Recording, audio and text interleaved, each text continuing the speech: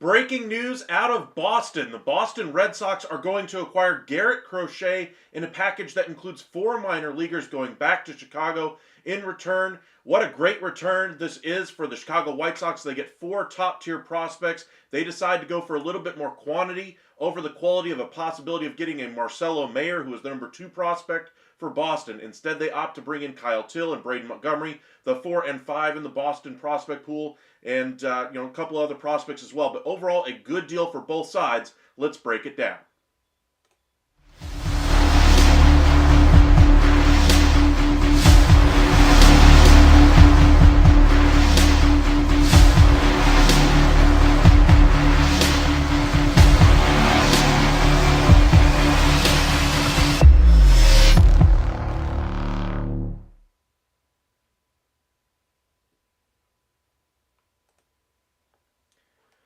Alrighty, so the Boston Red Sox have finally made a major addition to their starting rotation. They absolutely had to get somebody in there. They were seen as the quote-unquote favorite for Garrett Crochet, and they get this one across the finish line. Over the last couple of days, we've seen a number of free agent pitchers come off the board.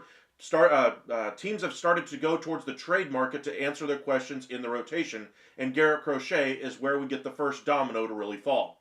The San Diego Padres have another one in Dylan Cease that they've said to be, or that they've at least made available. Would be curious to see if he ultimately gets moved. There was some speculation that possibly they could peddle Dylan Cease to, say, a team like the Orioles, recoup some prospect depth for what you would get a higher value pitcher in Dylan Cease, and possibly get a longer-term deal with Garrett Crochet, get 2 years out of him, and just peddle him at next year's winter meetings. Could have been something like that. But Crochet ultimately goes to Boston. He'll probably slot in there as their number 2. Remember, he's only got one really solid year as a starting pitcher under his belt. That's why I believe the Boston Red Sox are not done adding starting pitching. The bigger note for them is that this is a low-cost acquisition for them. Sure, you're giving up prospect capital and all those kinds of things, but you're not investing $30+ million average annual value into a starting pitcher yet. There was some belief that Max Fried would ultimately end up there as their number 1, but it looks like obviously he's going to the New York Yankees, that they've pivoted now to Corbin Burnes. Now, I wouldn't be surprised if they bring him in.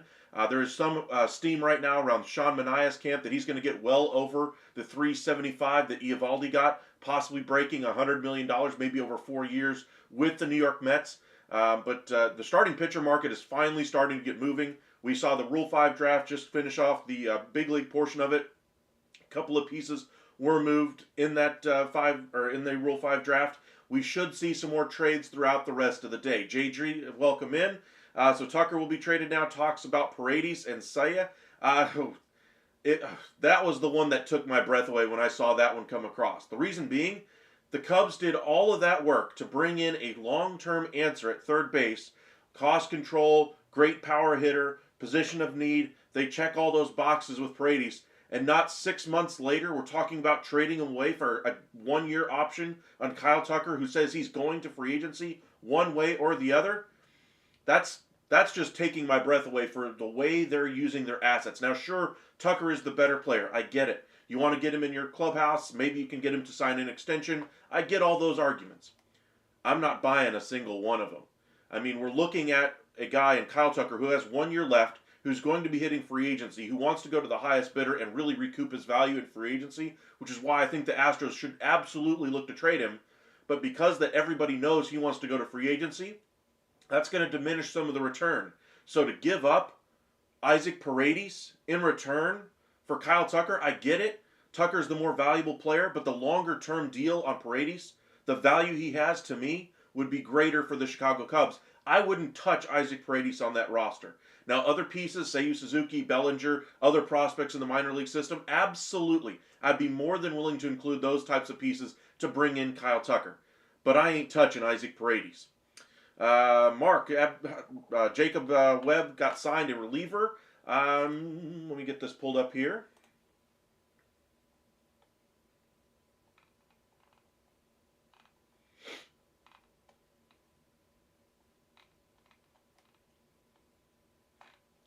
Nothing on that one. Give me just a second. Going and updating our pages real quick. Rangers do need to add bullpen help. Not a big name here, but they're adding to the bullpen. That would be a good get for them, I would imagine. Pretty much any bullpen help at this point would help. But as far as the return for Crochet, Kyle Teal is the top catching prospect for the Red Sox. He's going to go in there and probably be their future catcher. The Red Sox have invested a few different these trades in catchers. So, you know, a position of need across Major League Baseball, they're trying to capitalize on it. And, you know, we'll see if they actually strike it rich with having the catchers that they brought in now. They've really doubled down and tripled down on the catchers via trade that they are acquiring. You think Bellinger should be traded, JG? I agree with that one. I think the Yankees and Mariners are still my favorites for him. Maybe you can offload him to the Houston Astros as kind of a fill-in guy for Kyle Tucker at the Major League level and give him prospects in return to kind of finish out the package there. You get the better player in Tucker and you don't touch Paredes. That's the big one for me. I wouldn't touch Paredes. You know, if I'm the Chicago Cubs, I want him as a part of my future. Phillies won 2025. Well, they still got to do some moves. They haven't really done much as of yet. If the Astros take Paredes, plug and play third or first baseman, I mean, if they get Paredes in a Kyle Tucker deal, Astros win that trade hands down, and it's not close. Period. Robert Murray had it, the signing for the Rangers. Let me see here. Robert Murray, there he is. 3 minutes ago, free agent reliever Jacob Webb, 1 year contract. Jacob Webb, I'm not familiar with him.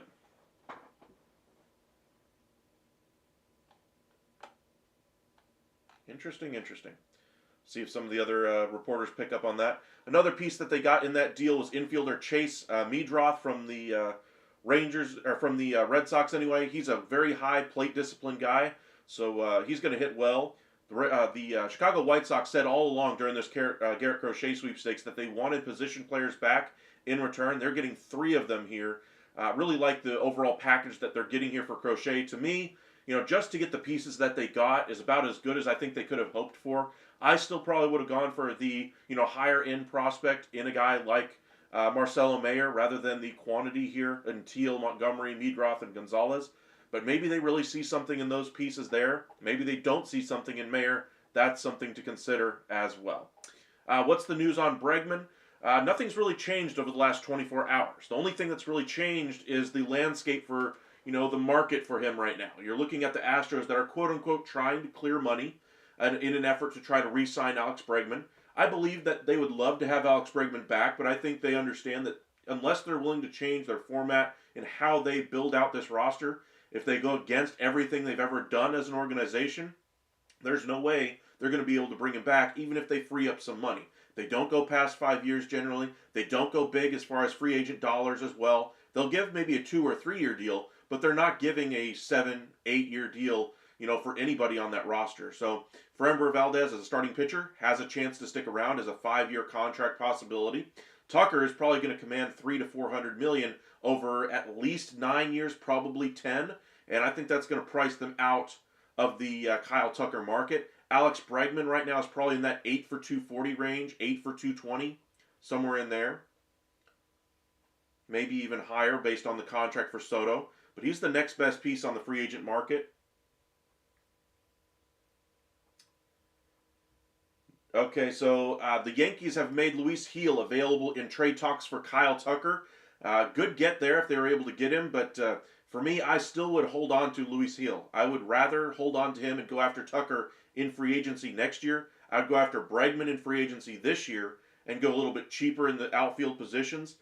But for me, I would rather go after the Yankees getting Alex Bregman.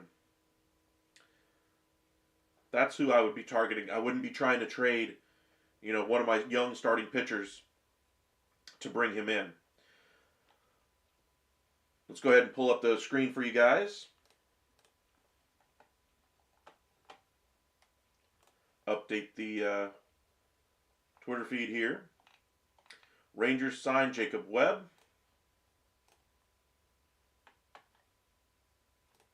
See if we can get his numbers pulled up here. 31-year-old pitcher, 1 WAR last year, 3.02 ERA, career 2.98 ERA. 56 innings, has closed a couple of games. WHIP around 1.18. Looking at his numbers year over year, he's improved the last couple of years, but he's generally around the mid-3 to low-3 guy. Looks like he might be having one of his best years recently, but a 1-year contract here. Fielding independent pitching tells me that his pitching wasn't quite as good as the numbers he put up, but the Rangers do get a bullpen arm here. Do you think the O's trade for Dylan Cease? Good question there, JRP. That's one other piece that I wanted to get into with you guys during this video, is that the Orioles have now missed out on Garrett Crochet. They've missed out on Max Fried. Nathan Eovaldi's signed elsewhere. The top pitching arm left is Corbin Burnes, and you have to believe there's other bidders in there like the Giants, Blue Jays, Red Sox, Mets, who all are going to offer significant money for him. Orioles have shown a less than willing stance to spend in free agency. They go a little bit cheaper in the outfield with Tyler O'Neill. I was hoping they would use that to try to bring in a top-level starting pitcher, re-sign Corbin Burnes, and then maybe add a number 2 to that rotation, Jack Flaherty, Sean Manaea type pitcher. But it looks like they're going to go a little bit cheaper. So as far as a trade for Dylan Cease, the Orioles did have interest in him last year. I'd imagine the prospect haul would be a little bit less now that it's 1 year less on the contract. But Dylan Cease would be a great number 1 option for them if they lose Corbin Burnes in free agency. But once again, they're using that prospect capital to acquire pieces that don't have long-term value for them. 1-2 year contracts, and then they leave in free agency because you're not willing to re-sign them. That's a problem for me if I'm Baltimore. You can't keep using that model and expect this team to have a long-term window of championship contention. You would have to go out there and spend in free agency and understandably take the risk that maybe that deal might not work out. And so for me, the Orioles, unless they bring back Corbin Burnes, I think they're missing a big opportunity to improve that ball club, and I would wonder about their long-term future and viability as a World Series contending team. That's a big problem if I'm coming into the offseason and you're making your team overall worse rather than getting better. John, what's up, bro? I hate how the Orioles operate all the prospects and nothing. Some will never take the team trades. Okay. I get what you're trying to say there. Same thing as what I'm trying to say is that they continually try to use their prospects and utilize their prospects on their own roster. At a certain point, some of those prospects aren't going to work out. And you do have to peddle some of them, sure. But to not spend in free agency, to me, is a bigger problem. It's showing an unwillingness to invest in this roster. And this is a roster that they should have invested in the starting rotation 2 years ago. We're getting to the point now where they made the trade for Corbin Burnes. Great, they get a Cy Young capable starting pitcher. But now you're about to let him walk to a division rival? Doesn't exactly speak to great team building there with Baltimore. I gotta wonder about their long-term viability as a World Series contender in the American League if they continue to operate as such. But hey, maybe they surprise us, go and break the piggy bank open, spend it on Corbin Burnes, go out there and get Sean Manaea. If they don't get those things done, I want to hear you Orioles fans in our chat, sounding off on just where you guys think that organization is headed. You're going to spoil the few good years you're going to have with Adley Rutschman, Gunnar Henderson, and Holiday as well. At a certain point, Rutschman's going to be more of a first base DH guy, and you're going to lose your positional advantage at having him at catcher for when he's right now in the prime of his career.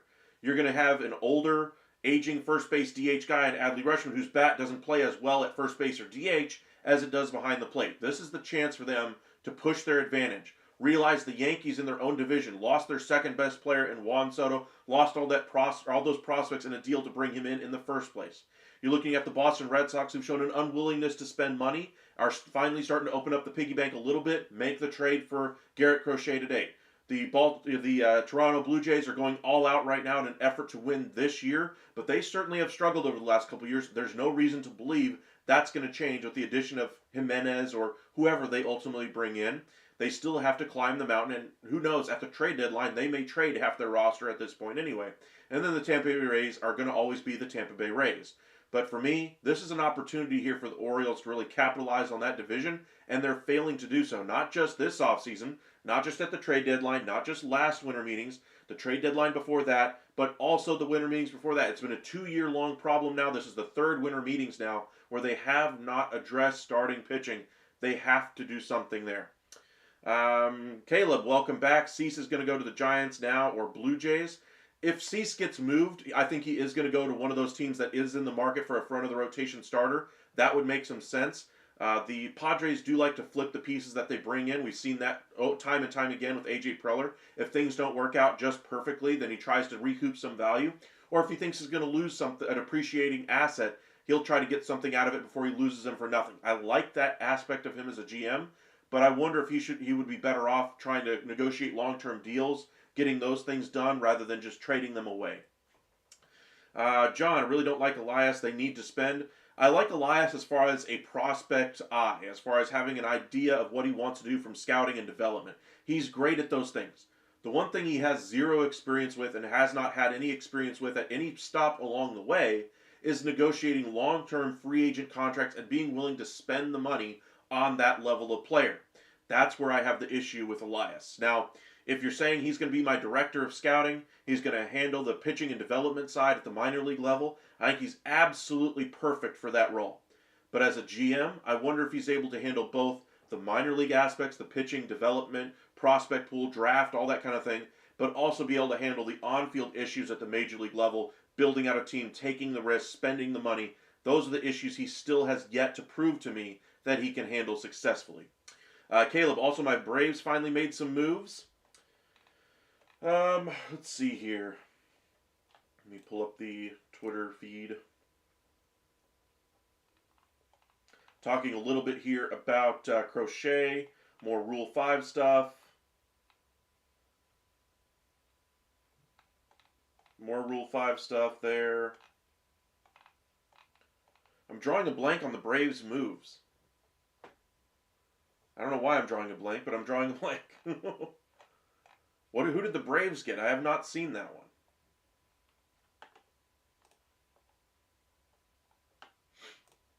Rangers have been the most active team over the last 48 hours with Eovaldi, Berger, and now Webb.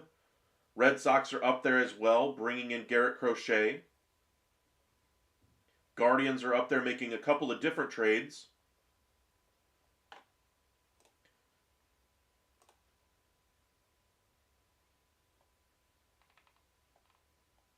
Let's go ahead and head over to baseball trade values and just see what the trade looks like.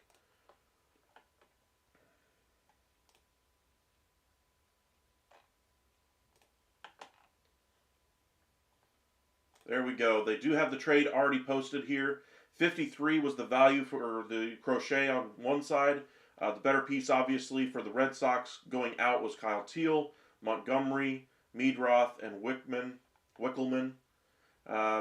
I like the deal overall for both sides. Red Sox answer their pitching question. Rule 5, okay. I mean, a lot of teams made moves in Rule 5, I suppose. Got a decent reliever and a shortstop. Well, remember, they got to carry both of them on their roster, all the way through the season. Every now and again, there's one or two really great Rule 5 picks, but The harder part for me about the Rule 5 is that you have to keep them on the Major League roster the entire season. There's very few guys that actually make it through the entire season without going on the IL stint at some point. And I'm not saying it's not a decent way to build out your roster or give players a chance. But for me, the Rule 5 draft is all about giving teams who have roster spots available, like the Rockies, who are going to need some talent coming in. Teams that are underperforming. The Angels are a team that I would say should take a risk on Rule 5 players. Teams that are competing for a World Series, the Rule 5, you're just hoping not to lose your upper level of your minors or your long-term options down on the lower levels of the minor leagues. Other than that, if you're investing and counting on a Rule 5 pick to be a dynamic performer for you, it speaks to me a lot of where your roster really is when it comes to playoff contention and World Series contention. Another team isn't going to leave a dominant ace, sitting there on their Rule 5 stack. Maybe you get lucky and he turns into one, absolutely. But you're not getting a bona fide starter, or you're not getting a bona fide, closer out of your in your bullpen because of a Rule 5 draft. So let's kind of temper our expectations for these Rule 5 guys. I'm glad they're getting an opportunity. I'm glad the Braves are taking a little bit of a risk here. They're kind of having to do it because they're pinched financially. But I don't think, as far as the Braves go specifically, it'd be very difficult for a team like that to be able to keep those guys on the active roster for the entire 162 game season. That's my argument here, is that they're going to have other priorities that's going to supersede the need for the Rule 5 players, and they're going to have to ultimately be returned back to those former teams more than likely. And I just wonder if it had been wiser for the Braves to invest in a veteran in free agency for a roster spot rather than giving it to a Rule 5 guy that you may lose for nothing back to his former team. Pirates could move Mitch Keller or Jared Jones. I would be surprised by that one. That would be kind of a classified out of nowhere trade. We had a couple of those yesterday. Berger going to the Rangers, Jimenez going to the Blue Jays, and then Horowitz going to the Pittsburgh Pirates. But for me, they're looking at some hitters. And I mentioned last night in our live and this morning about the possibility of them being in the market for a Nathaniel Lowe. Would be a good offensive upgrade for them at first base. Couple years of control. Rangers are looking for bullpen help. There is a natural fit there with the bullpen pieces that they have, or for some of their upper-level minor league pitching prospects. There could be an easy fit there. Rangers save the money on Nathaniel Lowe. Padres get a little bit better. Maybe there's an arm that goes back to Texas in that deal. And then you have a platoon at first base with Berger as the right-handed option, Smith as the left-handed option, and then you just roll out to the season, improving your first base position by bringing in Berger, and then having the money available from Nathaniel Lowe's contract to be able to spend on another starting pitcher, or an elite closer, or adding another bat. All kinds of opportunities here for Texas if they were to go that route. But Pirates, I think, are going to continue to try to look for offense, and more offense throughout the winter meetings here that are wrapping up probably in the next 10 hours anyway. But we'll be live for you guys again this evening around 7, 8 o'clock, recapping all the latest. In case you guys missed it, Garrett Crochet is heading to the Boston Red Sox for a package that includes 4 prospects. Marcelo Mayer was not one of those pieces. Kyle Teal was the top piece, along with Montgomery and a couple of others heading to the Chicago White Sox in return. The other bit of news right now is the Kyle Tucker sweepstakes, we'll call them. I think it'd be wise for the Houston Astros to capitalize on the white-hot market for him. Yankees seem to be pushing hard for him. Phillies have a lot of interest. Cubs as well have been connected to him. I think Suzuki would be the better piece for the Astros, along with other pieces in addition. But I would be a little bit surprised if they included Isaac Paredes. When I say a little bit, I would be floored, because Isaac Paredes, to me, is a long-term solution for the Cubs at third base, first base, however they want to deploy him. To lose him in a Kyle Tucker trade who might leave you after 1 year, that would be a complete miss as far as a trade for me. Now for the Astros, that would be a great one. I would love to have Isaac Paredes. They were really in there. They were the second place team in the sweepstakes for him. I would imagine the Astros would have to give up a little bit more long-term value if they were able to get Paredes from the Chicago Cubs. The better player being Kyle Tucker. Because he's on a 1 year deal, and is going to go into free agency, his value is a little bit diminished because of those two reasons. And so by including Paredes, the overall value of Paredes is probably going to be higher if they did something like that. Welcome in, Brianna. Welcome in, Con Man. Red Sox gave up 4, 5, 11, and 14 for Crochet. Not a bad move. I would agree there. They did need to address their starting pitching, and they do so without touching Roman Anthony or Marcelo Mayer, and they still have money to now go out there and spend on a bat. Alex Bregman's been connected to them quite a bit, along with Teoscar Hernandez, Anthony Santander as well. Could the Braves move Sean Murphy? I've heard a lot of rumors. They're shaking up their catching position a little bit this offseason. Travis d'Arnaud has already left. He was non-tendered by the Braves, has since signed with the LA Angels. I would be shocked if they moved Sean Murphy, but there's so few hitting catchers in Major League Baseball that if there's an opportunity, I'm sure they would love an opportunity to improve their roster.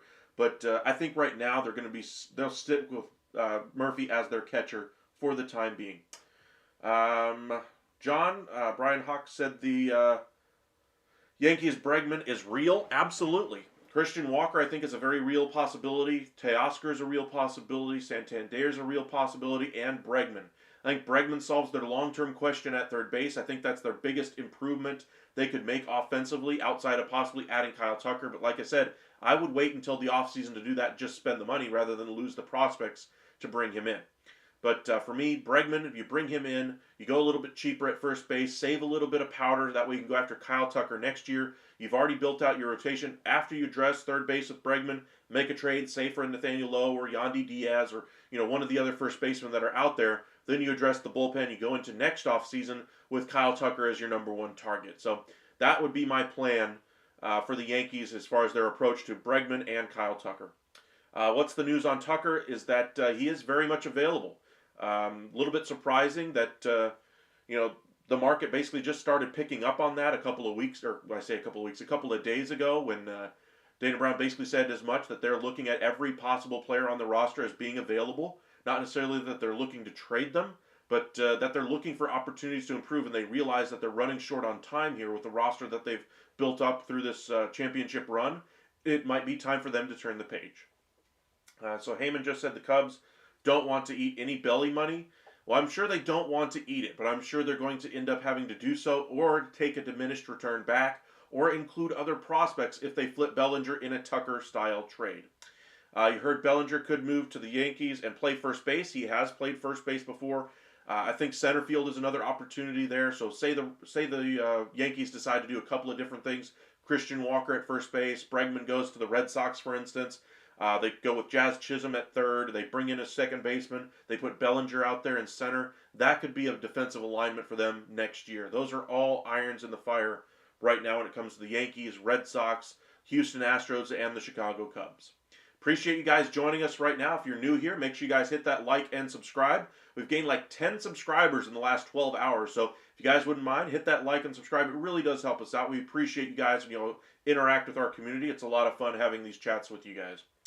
What's the news on Bellinger today? Not too much. Still the same rumors out there. They want to trade him. They're looking to offload his salary. They would prefer not to retain any of that salary. Yankees and Mariners are still the favorites there. Astros have kicked the tires on it along with a few other teams, including the LA Dodgers. But the Dodgers haven't been connected with him in a few days now, so I think that one's starting to go a little bit by the wayside.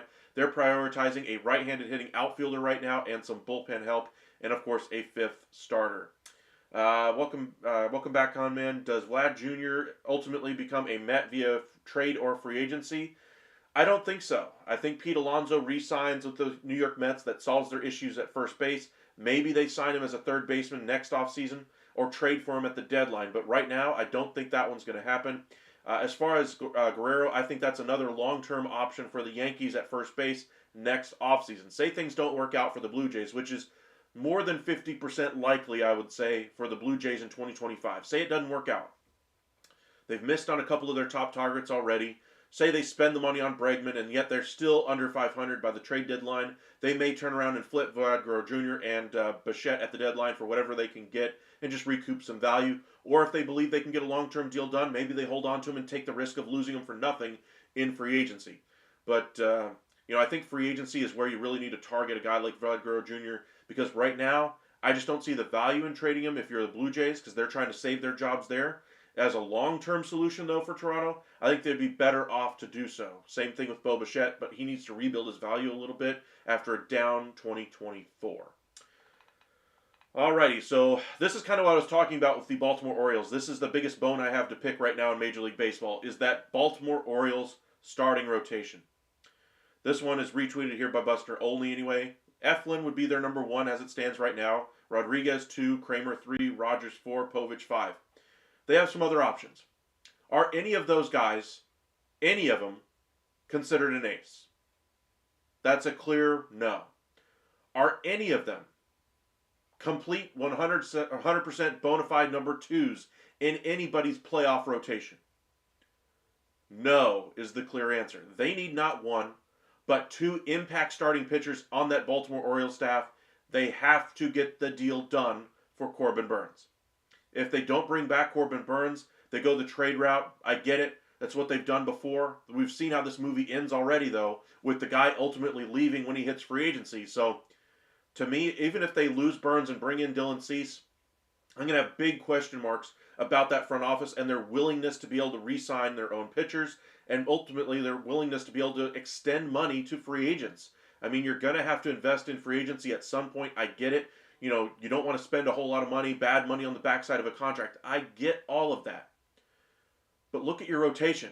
You have a roster that includes in his prime, Adley Rutschman. A guy that's just beginning his career in Gunnar Henderson. Holiday's going to be there. You got a whole bunch of talent out there. Cowser was in the Rookie of the Year race. You have a very good roster. You're going to have your closer coming back as well. And yet you're going to trot out Eflin in Game 1 of the World Series if you get that far. You're going to top out or trot out Grayson Rodriguez as the number 2 in a postseason series. You ain't winning. You getting swept with that staff. I'm sorry. They need to improve. Now, if you trot out Eflin as the number 3 or 4, same thing with Rodriguez, I think that's a different argument.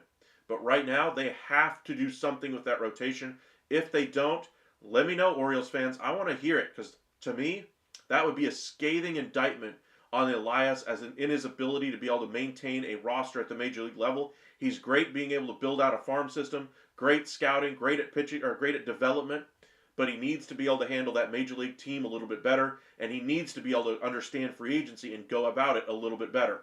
We saw how he went about it last year with Craig Kimbrell. I get it. They needed a 1-year stopover. They took a risk. But this is 2 years now where they still have not addressed their starting pitching in a meaningful, long-term solution way. The solution last year was to trade for Corbin Burnes. Great. You got the deal. Great Cy Young candidate. You know, you have to get the long-term deal done. They don't. He goes to free agency. He's the last top-end pitcher out there. And now there's several teams with money to spend right now that look like they're going to outbid you for your own starting pitcher. That's a problem. And if they lose him, I want to hear y'all Orioles fans in that chat. So let me hear it. What does the return look like for Dylan Cease? Do I think he's going to be moved? Welcome in, Jay. Appreciate you joining us. Make sure you guys hit that like and subscribe. Got about 38 of you guys, 40 of you guys. Dang, we got a lot of people in the last 5 seconds. Anyway, but if you guys are new here, hit that like and subscribe. But to answer your question there, Jay, do I think Dylan Cease gets moved soon? Soon, I think, is a little bit misleading there. I think Dylan Cease, you know, media reports just said that he was just getting on the market again here in the last day or two. I'm sure he's been on the market longer than that. I'm sure Preller was getting out feelers for what he might be able to get in return for Dylan Cease. I think they were waiting for these pitching options to come off the board for them to really start to get some traction for a Dylan Cease. Now, he's going to be a great starting pitcher if he does get moved for somebody. They do have the willingness to move him. They have the ability to go a little bit cheaper in free agency if they want, or trade for somebody else. Maybe they take on a little bit of the money of Jordan Montgomery and plug him in there as a 1-year stopgap in their rotation and see what they can get, recoup some of the value they lost in a Dylan Cease trade earlier. They have done that before. We saw when Preller first became a GM there, you know, they traded for the Upton brother and signed one of the Upton brothers. They brought in Kimbrell. They went all out. They tried and tried and tried. And then by the trade deadline, he said, nope, we're divesting of this situation. It didn't work. We're going to recoup as much value as they could. And they did.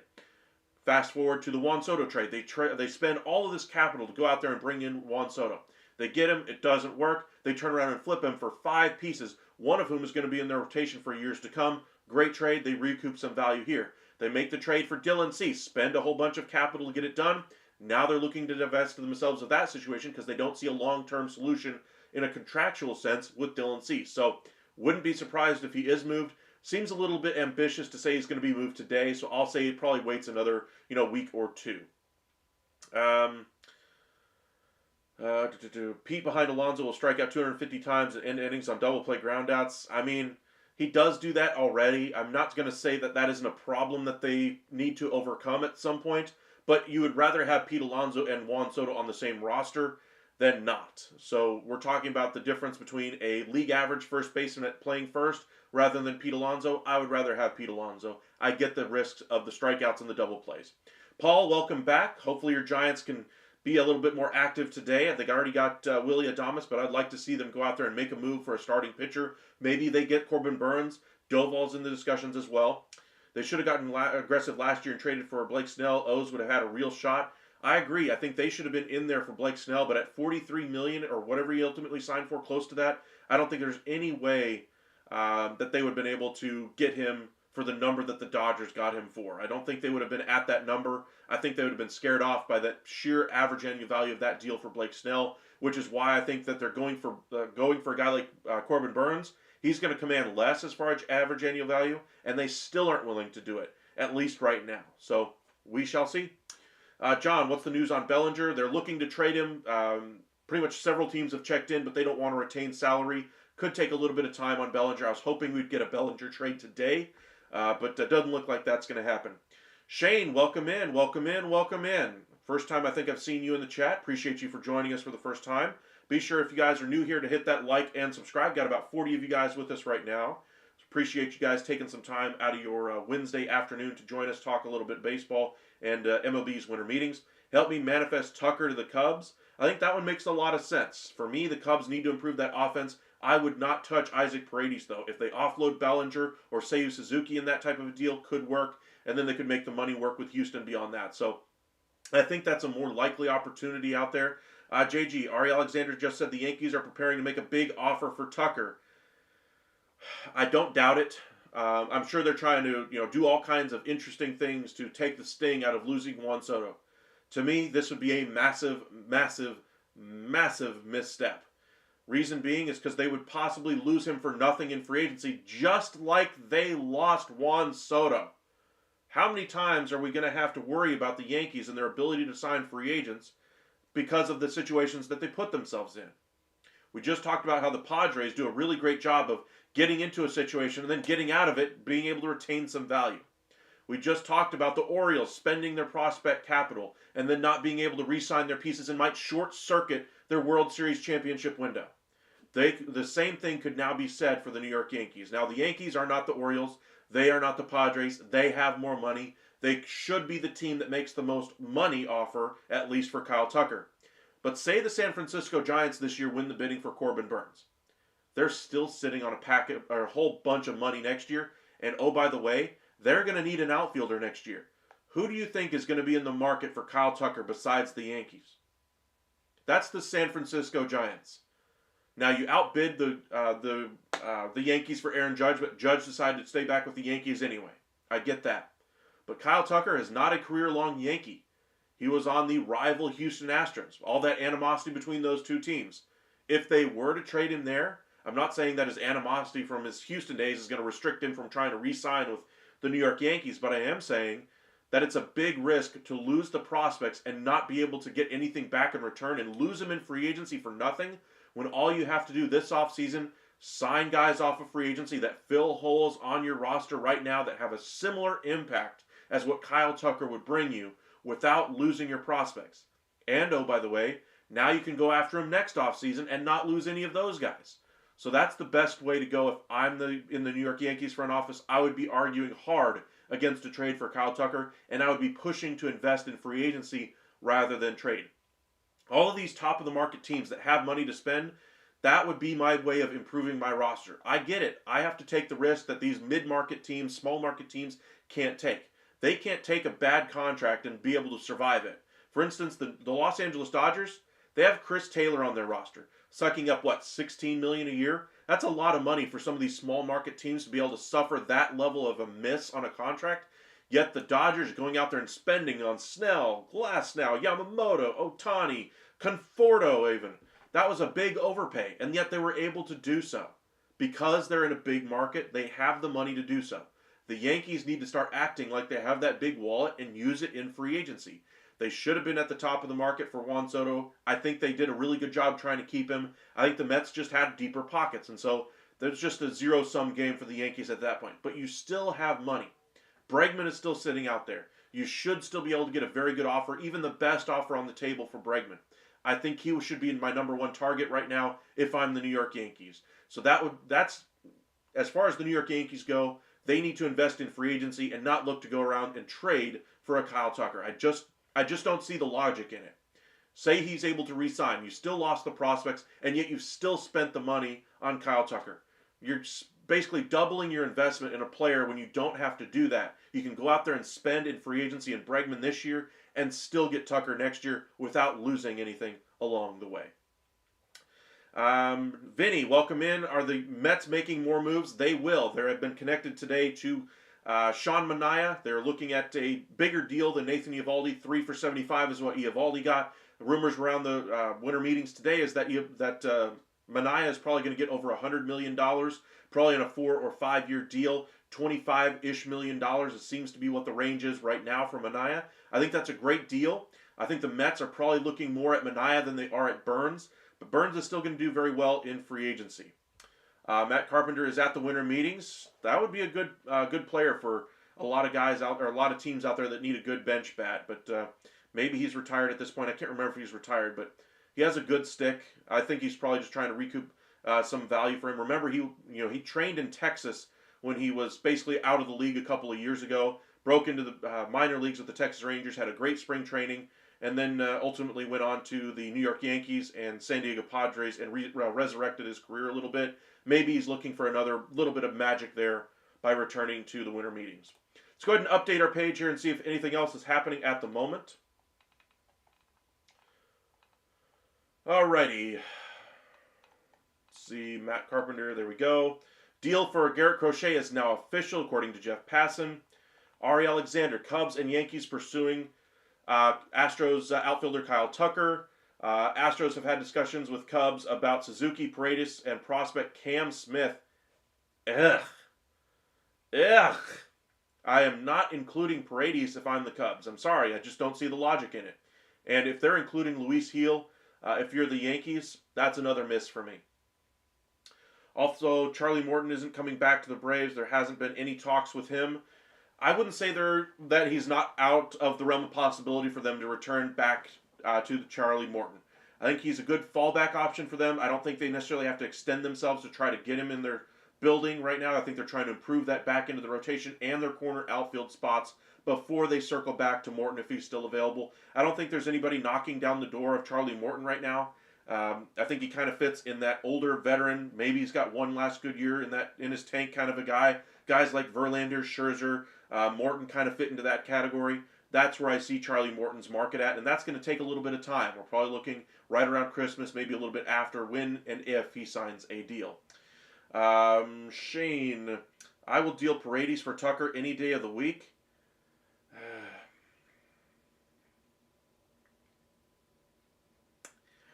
I'm just going to say I wouldn't. I'll put it this way. Tucker's on a one-year deal. He's going to command a massive salary in free agency. You could lose him for nothing. You're not even going to be able to extend a qualifying offer to him.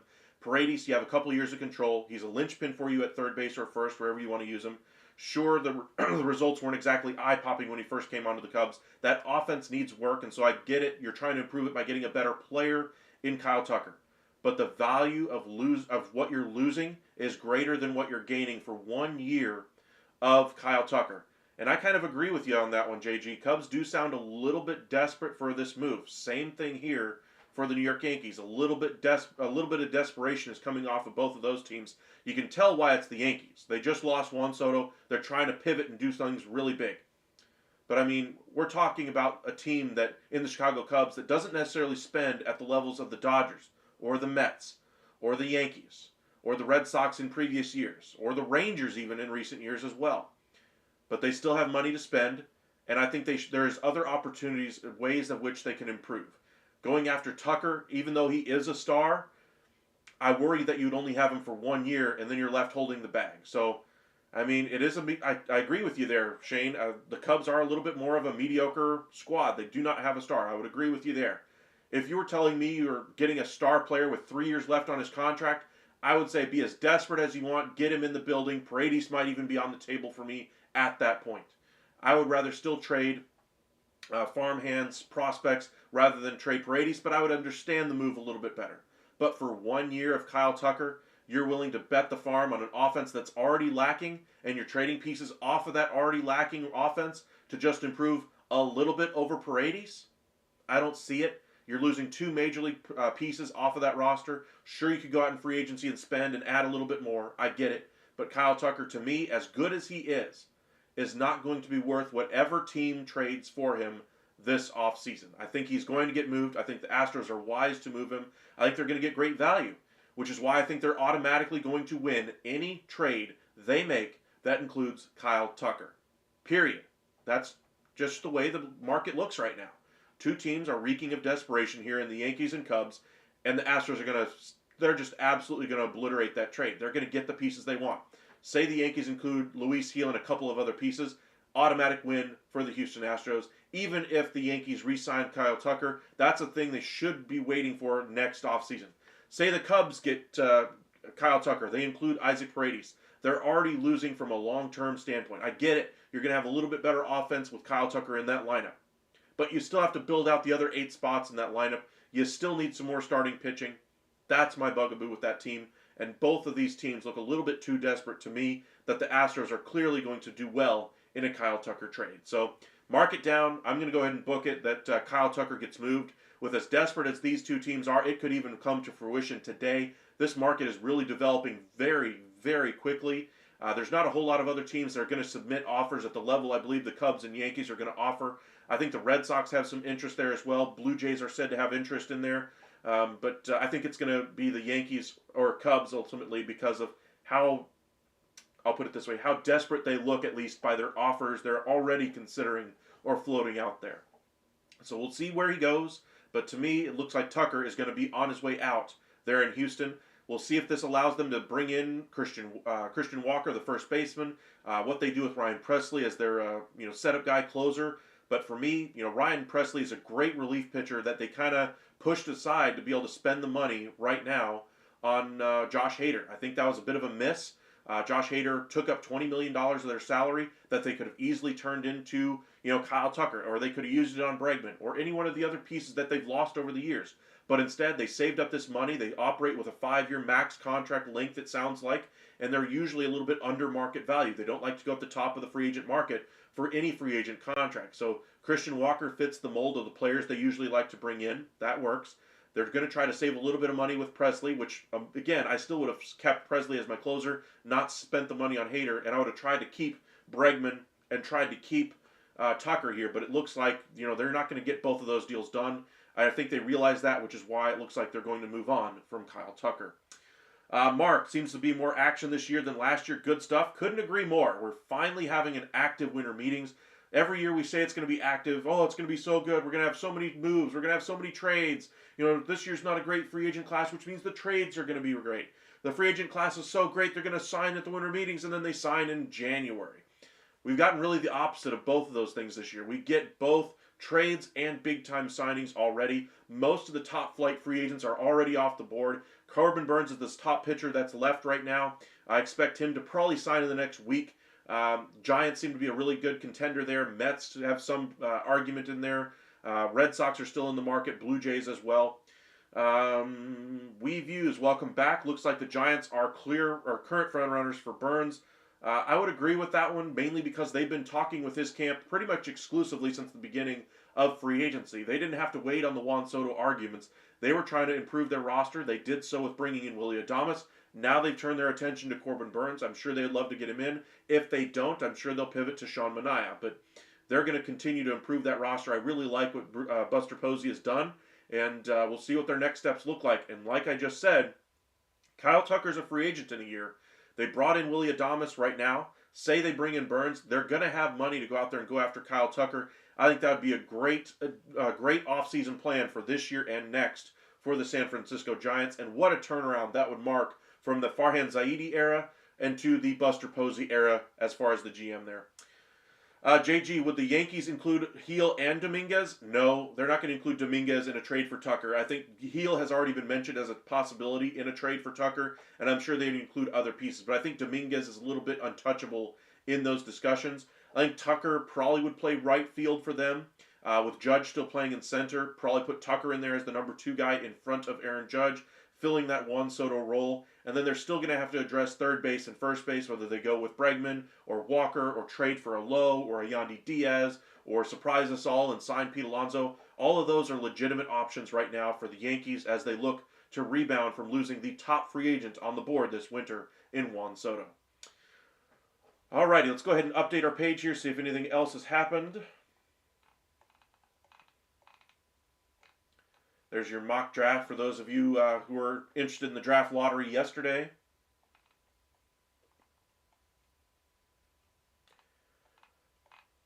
A lot of Rule 5 talk today as well.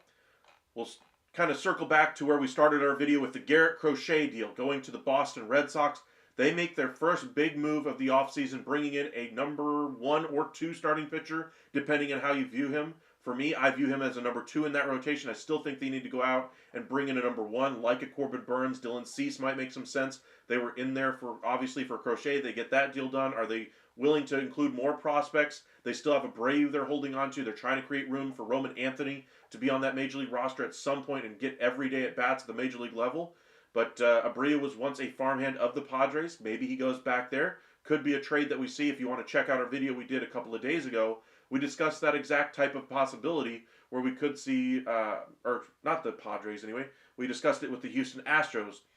But that's one possibility out there. Say a Kyle Tucker trade goes there, and then you send Abreu back, 5 years of control left on his deal, would be a great offer. Willard, I'm laughing, dying on the inside. Yankees GM Brian Cashman, they gave up Spencer Jones.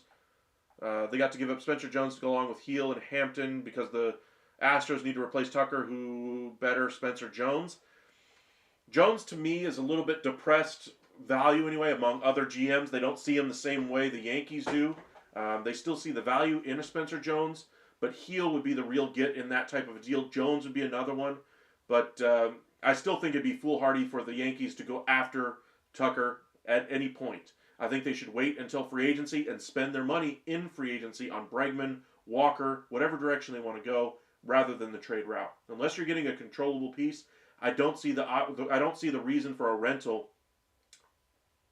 in general anyway, unless you get to unless you're getting to the trade deadline and then you're looking for the piece that pushes you over the top. Otherwise, you prefer a controlled piece. Now, maybe you can get take an opportunity from a guy who only has 1 year left on his deal. Maybe that's what they're saying in Houston. Hey, we can get him in our building. We'll be able to convince him to stay. Well, you just tried that theory with Juan Soto. How did that work out for you? How did that work out for you, Yankees? You just tried the same thing with Juan Soto. How did that work out for you? Alrighty, Paredes, Cassie, and Wicks, would that get it done from Chicago? I think any deal that would include Isaac Paredes plus would probably get it done. If I'm the Astros, I want Paredes. They had serious interest in him at the trade deadline. I was surprised that they ultimately didn't get something done at first base.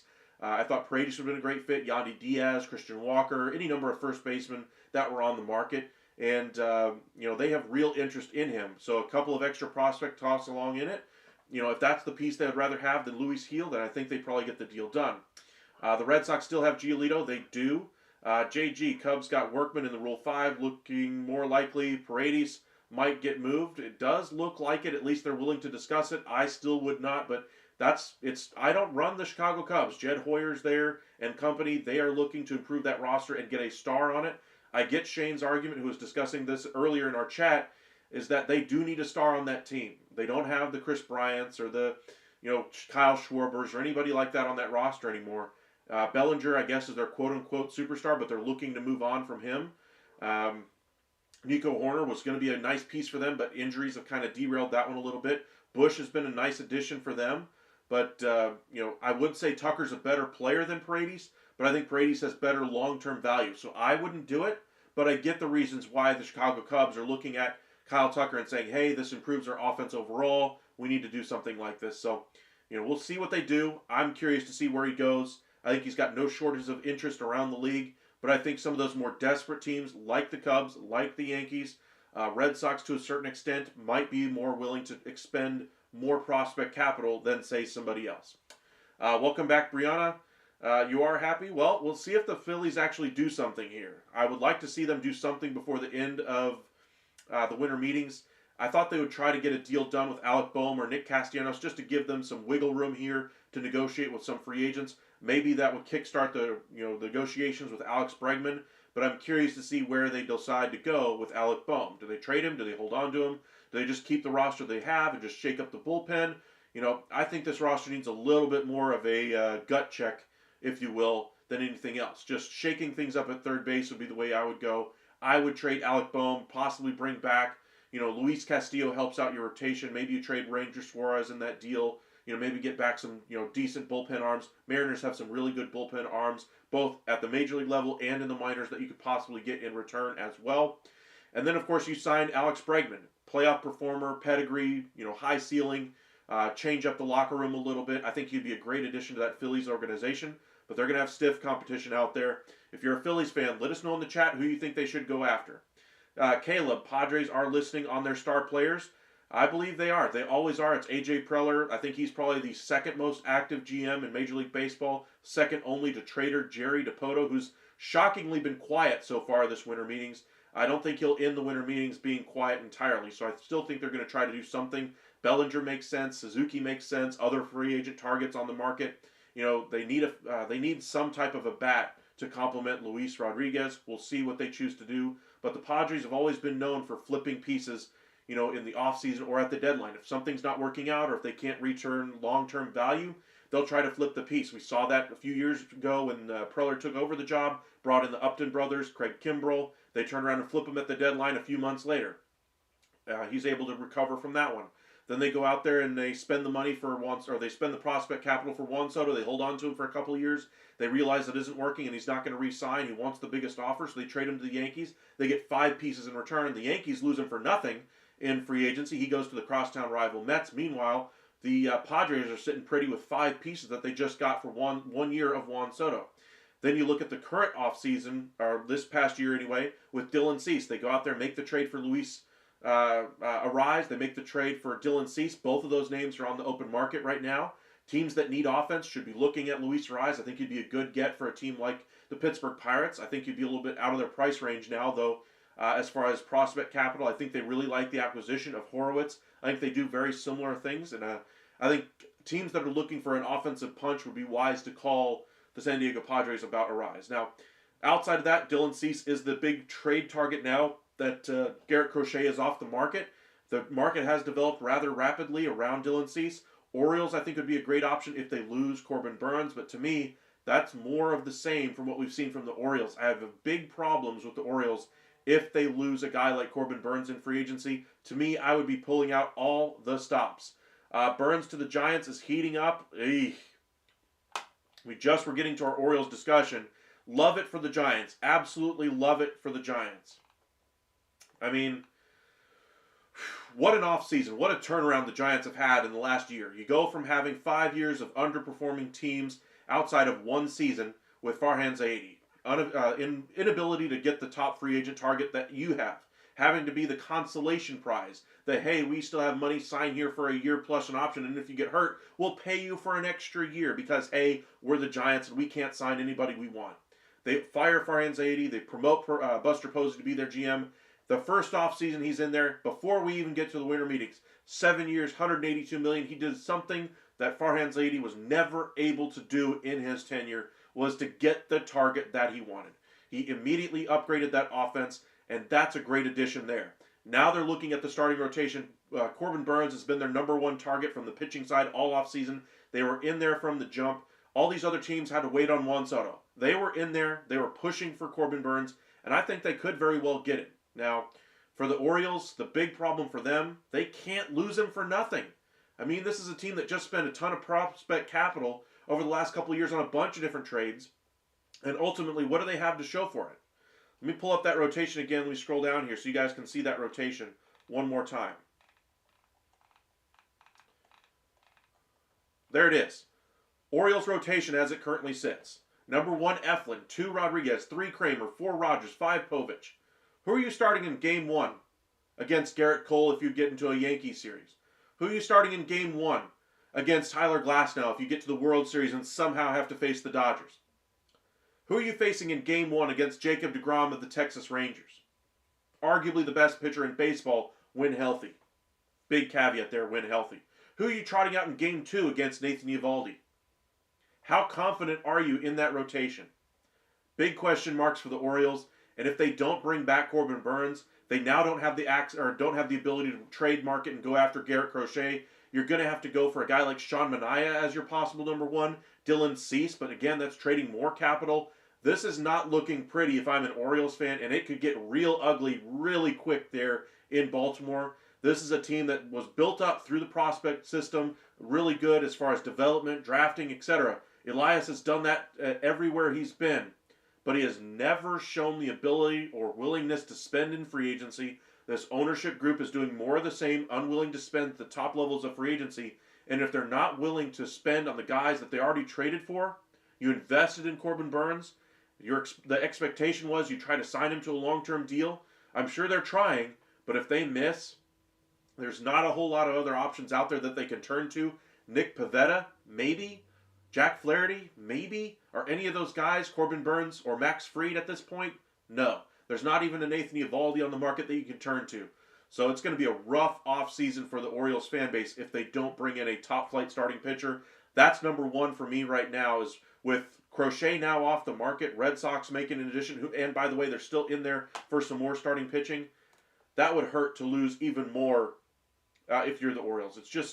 It's really surprising that the Orioles have not spent money the way that they really should to retain the talent that they need to. But thank you guys for joining us this afternoon. We'll be live again later on this evening. We're going to stay live with you guys for probably another half hour or so. We got 50 of y'all with us in the chat. Be sure to say hi, hit that like and subscribe if you're new here. But I wanted to look at some trade possibilities as well. Say the Orioles miss on Corbin Burns. What are the options that they have left? Well, we just talked about Dylan Cease. What is it going to take to get him? Let's go ahead and pull up his value really quick just so you guys can kind of see, how much more they're going to have to invest. Pull up the Padres real quick. We'll look at the Major League roster. Dylan Cease, with 1 year left, still has positive value around 33. I get you're happy, Brianna. I agree there. Let's have some fun in the chat, guys.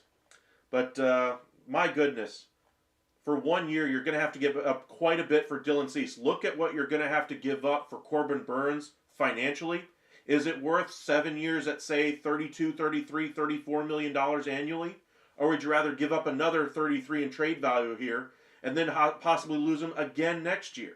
This is more of the same for the Orioles, and I would like them to solve that problem before they decide, hey, instead of just continually losing these guys in free agency and continually having to lose our prospects in trade, what are we willing to give up financially if a guy like Corbin Burns hits free agency this year? What are we willing to give up if Dylan Cease hits free agency next year? Are we willing to go and spend the money to be able to retain them? Or are we just kidding ourselves and we need to go with young guys, 5 years left to control before we try to trade for a target? Really give up major prospect capital to get those cheap years on the starting pitchers? Or do you go for the free agent guys? Do you grow up and put your big boy pants on if you're the Orioles and spend the money on Corbin Burns? That's where I'm at right now with the Baltimore Orioles. They need to figure out what they're going to do financially, and to me, they're still kind of hemming and hawing their way a little bit too much through this offseason. Give them Jones and Heel. Terry, I assume you're talking about the trade for Kyle Tucker. In case you guys are missing it, in case you guys missed it anyway, just joined us, Kyle Tucker has found himself in the center of trade talks right now at the winter meetings. He is the hottest name right now being discussed among GMs. A lot of teams have interest, but there are a few teams that stand out above the rest that are a little bit more desperate than others. The Yankees, of course, they just lost Juan Soto. They're very desperate to kind of solve that hole in that lineup.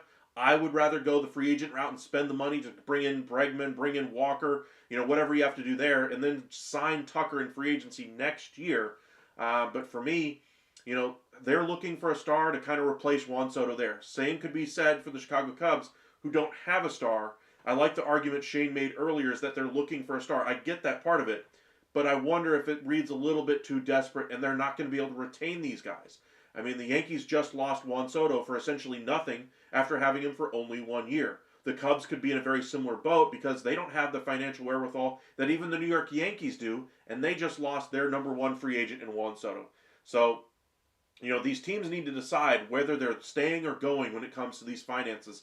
I talked about the Orioles, needing to make up their minds, whether or not they're going to continue to try to trade for their pitchers and just go cheap there, or if they're going to spend the money in free agency. The Orioles say if they're willing to spend $30 to $40 million on a starter, you sign Corbin Burnes and you build out your rotation. If you're not willing to play on that market, stop trading for guys that are 1 year away from free agency so you lose them for nothing at that point. Go for guys that have longer term contracts left. Garrett Crochet, a couple of years at the trade deadline, would have made more sense. Now with 2 years left, made a little bit less sense. Dylan Cease made a little bit more sense last year, makes less sense now because he's 1 year away from free agency. I would look for guys that have many years of control if you're not going to spend the money in free agency. Yankees are looking at Bregman, they're looking at Walker, they're looking at Tucker. The Cubs are looking at the possibility of trading Suzuki or Bellinger, I should say, and possibly bringing in Kyle Tucker. A lot of headlines around Major League Baseball right now. Make sure you guys hit that like and subscribe. Appreciate you guys joining us this afternoon. We'll have a few more videos coming out for you guys this afternoon, a couple detailing some of the trades that we saw late last night. Jake Berger goes to the Texas Rangers for 3 minor league prospects. That could open up the possibility of a trade for Nathaniel Lowe. Pirates, Yankees, among others, make some sense for a trade there. They are still looking for some starting pitching there in Texas, as well as a couple of bullpen arms. Moving Nathaniel Lowe would free up some money. Berger costs next to nothing since he's a pre-arb guy. So moving a guy like Nathaniel Lowe would free up roughly $10 million. They could turn around and try to trade John Gray to save another $10 million. And then you have $20 million to go out there and spend a couple of elite relievers to come in there and solve the back end of your bullpen. And oh, by the way, you could still add another starting pitcher because you still have money left to spend. Texas Rangers are still going to be active. They've been the most active team so far at the winter meetings when it comes to trades and signings. Guardians are right there along with them. One team that's been relatively quiet is the Seattle Mariners. They're a team we haven't talked about a whole lot, but Jerry Dipoto has got to be working on something. He's not sitting there on his hands doing nothing. He's the guy that's made the most trades since he's taken over as part of that front office for the Seattle Mariners. They are going to be active. They need to add to that lineup. I wonder if they're going to offload one of their younger starting pitchers to do it, or if they're going to try to save a little bit of money in a Castillo deal and then be able to spend the money in free agency on another addition as well.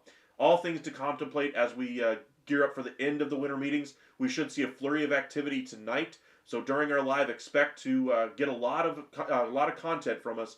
We're going to see a lot of movement this evening. So end of the winter meetings is today, and hopefully we get a lot of activity. We already get the one we're expecting in Garrett Crochet here a little early. He goes to the Boston Red Sox for a package that includes 4 prospects. Let me pull up our screen here. Just to kind of recap the last 24 hours or so, a couple of deals became official. The Willy Adames and Severino deals became official. We saw a couple of trades. Jimenez goes from the from the Cleveland Guardians to the Toronto Blue Jays, and an absolute miss of a trade for me. They're spending the money on Jimenez, who's got a $20 million-ish that he's going to be making with the Blue Jays. I guess they value the defense, but Horowitz was such a valuable piece for the Blue Jays from a long-term standpoint. He wasn't going to cost nearly the money, and they still could have gotten a player similar impact to what Jimenez is going to do for them on the free agent market. I would rather have spent the money on a corner outfielder or a Bregman. Honestly, Bregman, I think, is the perfect piece for them right now because he gives them options. Because if it works out, they save their jobs, they get extensions, they try to extend Bichette and Guerrero. That's their number one plan. If that doesn't work out, if you bring in Bregman, he's still your number one plan because now you can offload Guerrero at the deadline or Bichette if you don't feel like you can re-sign them in free agency. Bregman slides over to shortstop, and now you have your long-term answer at shortstop locked up for the long term. So, that's one team I would really pose as a real threat for Alex Bregman. I haven't heard them being connected to him quite as much, but I'm sure the Yankees are right in there. The Red Sox make a lot of sense. Phillies make some sense if they move on from Alec Boehm, among others. So it's going to be an active next 12 to 24 hours, so be sure to hit that like and subscribe and stay with us here at The Upside. Let's go ahead and update this page one more time, see if anything else is happening. There's the announcement on the Rangers signing Ryan Webb. The other things the Rangers have done, 3 years, $75 million for Nathan Eovaldi, and then the trade for Jake Berger. They send a couple of guys off of their top 30 prospects anyway, number 17, infielder Vargas, and Maximo Acosta, who really rebuilt his value and was just recently added to the 40-man roster to protect him from today's Rule 5 draft. Both of those guys head along with another piece to the Marlins in exchange for Jake Berger, who again is pre-arbitration eligible. Not exactly a huge average guy, but very similar batting average anyway to Nathaniel Lowe. in his career anyway. Much higher power numbers though. So the Rangers in that respect are getting a little bit of a boon. I think Lowe, when he's right, hits for a much better average. But Rangers opting for a little bit of power this offseason with Higashioka behind the plate and Jake Berger. Probably that's your backup first baseman, platoon guy at first base. But should be an interesting, mix with how they decide to go into the season. They could still hold on to the Nathaniel Lowe at first base, deploy Josh Smith out there in left, put Langford there in center until Evan Carter gets healthy. Once he's healthy and producing again at the major league level, then you're talking about the long-term future of Adolis Garcia. What are they going to do with him? There is some possibility, some iterations of the Rangers offseason that they could peddle him in a move to free up more money and sign another guy to an outfield or to sign another outfielder to a big contract. So there's a lot of irons in the fire right now when it comes to free agency, the trade market. We haven't even touched on some of the other starting pitchers and relievers that are on trades. We haven't touched the reliever market yet. Let's go ahead and go over that in just a moment. But to wrap up our discussion on starting pitchers, Jesus Luzardo, anyway, of the Miami Marlins is on the market. Had a bad year last year. Injuries, of course, shortened his stint. And then, of course, Jordan Montgomery did not pitch well last year, did not adjust to Arizona well. The derogatory comments made by the owner there about the contract, about him as a teammate on that roster, how he came in, etc. All bad things going on right now for Arizona and Jordan Montgomery. I think it'd be good for him to get out of that situation. It's just a matter of what's it going to take to get him out of there. I think the Texas Rangers would be very happy to have him back at, say, $10 million. That would mean the Diamondbacks eat 10, but they're not going to be willing to give up a major piece in return for him, obviously. So it'd be more about saving $10 million for if you're the Diamondbacks. That $10 million could possibly allow you to keep Christian Walker, who has been great for you guys at first base. So a lot of irons in the fire, like I said. Let's get into the reliever market. We just saw Jacob Webb go to the Texas Rangers. That solves one of the many holes in that bullpen. I think this is probably more of a seventh inning guy for the Rangers that they just signed in Webb, but they're still looking for their closer. I think they would love to have Kirby Yates back. They're also looking at the trade route. I mean, they just did a very good trade bringing in Jake Berger. I would not be surprised if they did something similar to bring in a Bednar or a Williams or a Helsley via trade. They also have interest in some of the other closers on the free agent market. Robertson, who they just had as an eighth inning guy, also has closing experience and could do it. Had a great year in Texas last year. Kirby Yates worked out great last year for them. Maybe there's a reunion in the offing there. Say a 2-year, $20 million contract would be something that I could see in the offing for the Rangers. But there's lots of options when it comes to the relievers out there. Right now, the Dodgers are looking for a closer. They've been connected to Devin Williams of the Milwaukee Brewers. Maybe a trade of Gavin Lux going back the other way, freeing up a 40-man spot for Devin Williams would be a way to go. They do have plenty of prospects of which they can deal from as well for a Devin Williams. Ryan Helsley is supposedly not being dangled by the St. Louis Cardinals, but like I told you guys over and over and over again, I think it'd be a little bit of a miss for them not to capitalize on his value right now. You look at how relievers are always up and down. They're mercurial. One year they'll have a sub-2 ERA. The next year it's 4.5. They'll come into the year fresh and healthy, throw 80, 90 innings for you out of the bullpen. The next year they come in, they blow out their arm in April, they never pitch for you the rest of the season. That's a big risk to take for a team that is really trying to go with more of a youth movement this year. I do believe Nolan Arenado will be moved. We'll get into the Arenado argument here in just a moment. But for them to hold on to Ryan Helsley, I think is a little bit of a mess here. I think they're just trying to posture a little bit. I think they will ultimately trade him. I just don't think they're going to give him away. But I think it'd be a little bit foolhardy for them to, expect him to be healthy, one, expect him to perform at the level that he did last year and not regress any, two. So those are big-time questions, and you're going to have more teams interested in relievers right now than you will at the deadline. Now, the need for a reliever might be higher at the deadline, but right now you have more teams interested. You're going to get a very good package either way, as long as he continues to perform at the trade deadline. But I'm not willing to take the risk of him having an injury or poor performance not allowing me to recoup some value. Look at the case study of what the Miami Marlins did last year. They were not expecting to compete last year. They went ahead and traded their best player on their roster, Luis Arraez, in the beginning of the season to the San Diego Padres. They realized this was not going to work out for them. They already had guys headed for Tommy John. They knew this wasn't going to be a good year. Then they had more injuries hit. Guys that they were hoping to trade at the deadline ultimately were injured or had poor performance. Luzardo is one of those guys that was expected to be traded at the deadline. Had he been healthy, had he been performing. And, I just would hate for that to happen to the Cardinals for what the Marlins just had to go through. They got a good price for Arraez, but they were expecting to revamp that entire farm system with their starting pitchers that they had that they could have really used on the trade market last year and ultimately were unable to because of injury and poor performance. So, take that as a lesson, St. Louis Cardinals, and don't wait to trade Ryan Helsley. Capitalize on the market that you have for him right now. I mentioned Nolan Arenado as well. He has a list of 6 teams that he is open to going to. Most surprising being the Angels, but that's unlikely to happen, that they would have interest in trading for him. Dodgers, Red Sox, Mets, all on that list as well. Phillies to a certain extent. Yankees are not on that list, but they've already expressed interest in him, and Arenado has expressed interest in going there. The Dodgers say they're not in there for Arenado right now, but I'll believe it when I see it. I think he'd be a good upgrade for that offense. They like veterans who like to come in at a discounted rate, and I'm sure if the Cardinals are willing to eat some money, the Dodgers would do it. But Cardinals, I don't think, are willing to eat money, at least at this point, because of how many teams are interested in his services. Arenado has been connected to the Astros as well if they lose Bregman, so there's another team that could work. He wants to go to a winning situation, and I think he's going to end up in one before we get to spring training. But those are kind of some of the news and notes that we've seen from around Major League Baseball with Arenado, with some of the relievers out there. Crochet now going to the Boston Red Sox.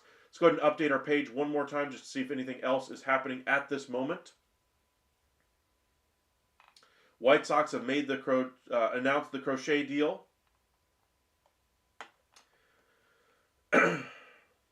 Here's a breakdown from Kyle Glasser. One way to think about the Crochet deal: White Sox acquired 2 first-round picks, one of the minors' best pure hitting prospects, and a 22-year-old high-octane swing-and-miss stuff. Overall, they got 3 of the Red Sox top 10 via Baseball America. That's a good return for a guy who has one very good year of first baseman. Trade Tristan for Framber, solve first base, and he's only 24 years old. Honestly, I wouldn't do that if I'm Houston. I think Casas is available for the right price. I don't think they're going to give him away. But Framber has far more value to me as an Astros fan because he's my number 1 in my rotation. If I lose Framber, who exactly is going to replace him? Justin Verlander if I sign him in free agency? Max Scherzer? Those guys have been past their prime. Scherzer, to me at this point, is a really good number 3 in a rotation. But you're going to have really good 4s and 5s because of injuries, home runs, those kinds of things. Verlander, he's washed. And so to lose a guy like Valdez for a Tristan Casas, that would be a misstep for the Houston Astros. I think Framber has a chance to be re-signed there in Houston because, again, it's starting pitchers. They don't really sign long-term contracts. The exception here is Max Fried, where he kind of got the long-term deal because they wanted to lower the average annual value. I don't think their team is going to have to do that with Valdez. I think the Astros should be able to field a competitive offer for him.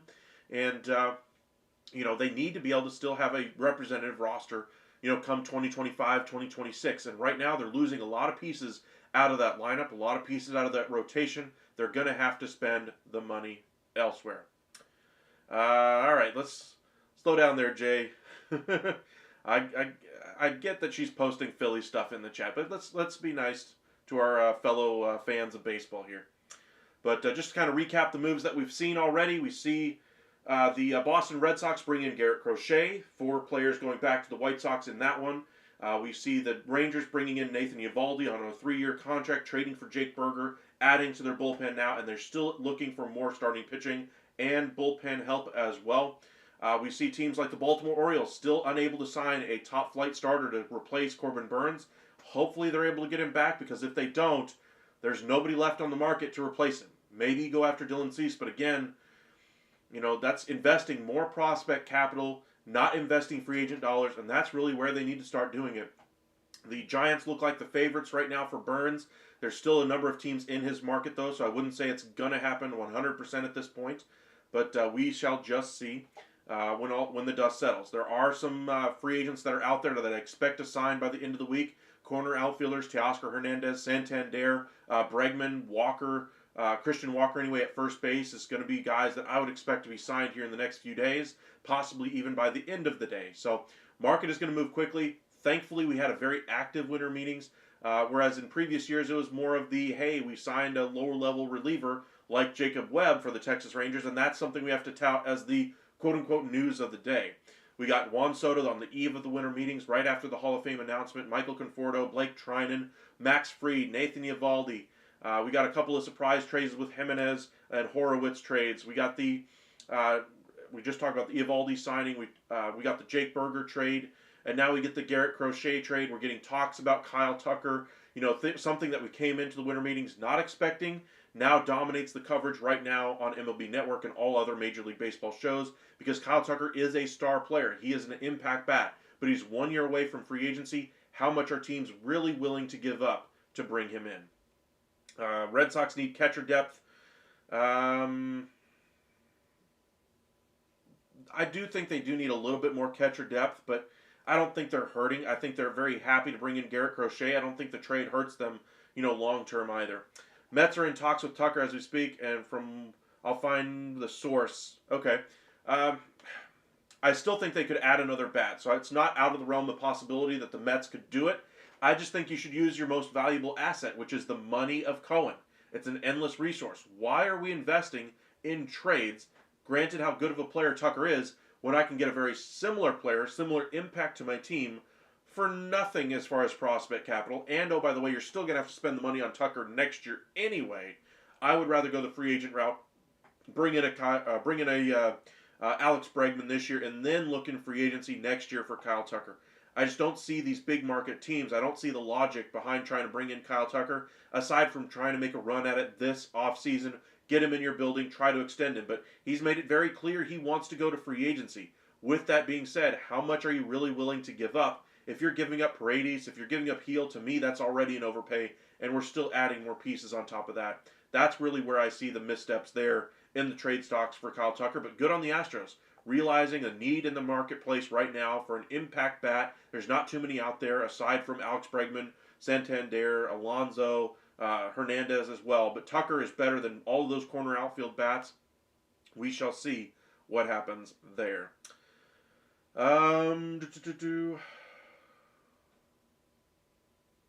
Yeah, I agree there. Okay.